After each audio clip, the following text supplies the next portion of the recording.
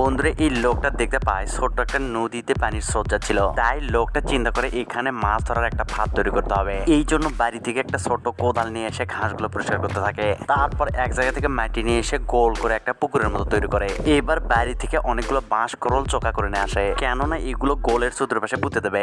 যাই হোক এক এক করে সমস্ত বাঁশ করল পুঁতে দেয়। এবার ছোট্ট একটা কঞ্চির মাথায় সুতা দিয়ে গোস্তের টুকরা বেঁধে দেয় এবং আশপাশে ভালো ভালো খাবার ছিটিয়ে দিয়ে বাড়িতে চলে যায়। প্রায় 3 ঘন্টা কেটে যাওয়ার পর আবার সেখানে এসে এমন কিছু দেখতে পাই যা দেখলে তোমার চোখ কপালে উঠে যাবে বন্ধু। তবে সেটা দেখার আগে তুমি যদি কাবাগরের কবিতার দৃশ্যকে সুন্দর মনে করে থাকো তাহলে ভিডিওতে লাইক দিয়ে চ্যানেলটি সাবস্ক্রাইব করে দাও। জানি কাবাগরকে ভালোবেসে সবাই কমেন্টে লাভ পাঠিয়ে দেবে। ওকে বন্ধুরা, অতঃপর এসেই দেখতে পাই সেখানে অনেকগুলো কচুরি পানা এবং কাঁকড়া জড়ো হয়ে গেছে, সাথে কয়েকটা মাছ রয়েছে।